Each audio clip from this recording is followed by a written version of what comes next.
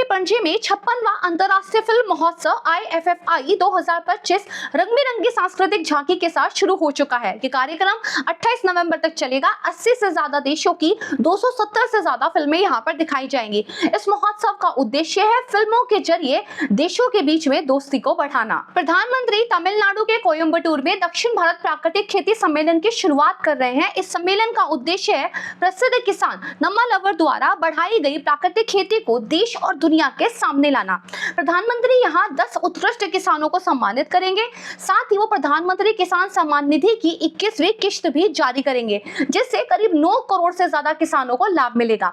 बात करें तमिलनाडु की तो इसको मसाले, फूलों की खेती, पशुपालन, फल, सब्जियां और बागानों के लिए पूरे देश में जाना जाता है। सूचना और प्रसारण मंत्रालय ने सभी निजी टीवी चैनलों को ये चेतावनी दी है कि कुछ चैनल ऐसी जानकारी दिखा रहे हैं जिसमें हमले से जुड़े लोगों के बारे में गलत तरीके से और हिंसा को बढ़ावा देने वाली सामग्री को दिखाया जा रहा था। यहाँ तक कि विस्फोटक बनाने से जुड़ी बातें भी दिखाई जा रही थी। मंत्रालय ने कहा कि ऐसा प्रसारण हिंसा भड़का सकता है और ये देश की सुरक्षा के लिए खतरा हो सकता है। इसलिए सभी चैनलों को केबल टीवी कानून 1995 के नियमों का सख्त पालन करना होगा। सरकार ने युवा AI फॉर ऑल नाम का एक नया और पूरी तरीके से मुफ्त कोर्स शुरू किया है, जिसका उद्देश्य है देश के नागरिकों को सरल भाषा में आर्टिफिशियल इंटेलिजेंस की बुनियादी जानकारी देना। इस पाठ्यक्रम को पूरा करने के बाद सरकार के द्वारा आपको प्रमाण पत्र भी दिया जाएगा। ये कार्यक्रम इंडिया AI मिशन का एक हिस्सा है, जिसका लक्ष्य है 1 करोड़ लोगों को AI का ज्ञान देना और इसका जिम्मेदारी से उपयोग बढ़ाना। प्रधानमंत्री फसल बीमा योजना में अब जंगली जानवरों के हमले और धान की फसल में आई बाढ़ से हुए नुकसान को भी शामिल कर लिया गया है।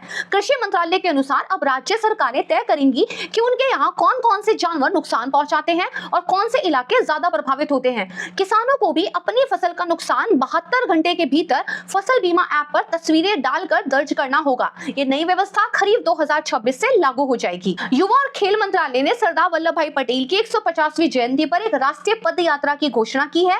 ये 26 नवंबर से 6 दिसंबर तक चलेगी। इसका नाम है सरदार @150 एकता यात्रा। इस यात्रा की शुरुआत होगी पटेल जी के गांव करमसद से और 150 किलोमीटर चलकर स्टैच्यू ऑफ यूनिटी तक पहुंचेगी। इसका उद्देश्य देश में एकता का संदेश देना है। प्रधानमंत्री जी ने रानी लक्ष्मीबाई की जयंती पर उन्हें श्रद्धांजलि दी। रानी लक्ष्मीबाई 1857 के विद्रोह के प्रमुख नेता थी। वो झांसी की रानी थी और उन्होंने अंग्रेजों के खिलाफ कई युद्ध लड़े थे। भारतीय नौसेना 24 नवंबर 2025 को मुंबई के नौसैनिक अड्डे पर माहे नाम का एक नया जहाज अपने बेड़े में शामिल कर रही है। देश में बना ये पहला कम गहराई वाला समुद्री इलाकों में काम करने वाला पनडुब्बी रोधी युद्धपोत होगा। माहे श्रेणी का पहला जहाज है जिसे कोचीन शिपयार्ड ने बनाया है। इस जहाज में 80% से ज्यादा सामान देश का ही लगा हुआ है।